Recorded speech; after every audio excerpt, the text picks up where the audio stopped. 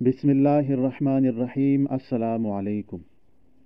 हज़रत अनस इब्न मालिक रज़ी अल्लाह ताला अन्हु से रिवायत है कि सैयदना रसूल अल्लाह सल्लल्लाहु अलैहि वसल्लम ने फरमाया, लम्मा उरिजा फ़ी बी मररत बिक़ौमिन लहुम अज़फ़ार मिन नुहासिन यख़मिशून वजूहहुम व सुदूरहुम फ़क़ुल्तु मन हाउलाइ या जिब्राईल अलैहिस्सलाम? क़ाल हाउलाइ अल्लज़ीना याकुलून लुहूमन नास व यक़ऊन फ़ी अअरादिहिम।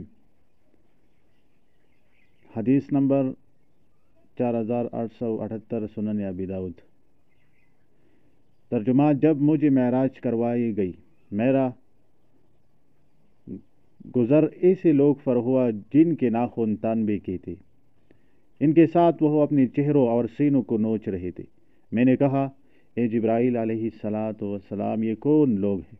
जिब्राईल अलैहिस्सलाम ने जवाब दिया, ये वह लोग हैं जो लोग के गोश्त खाते यानी ग़ीबत करते हैं और लोगों के इज़्ज़त पैमाल करते हैं।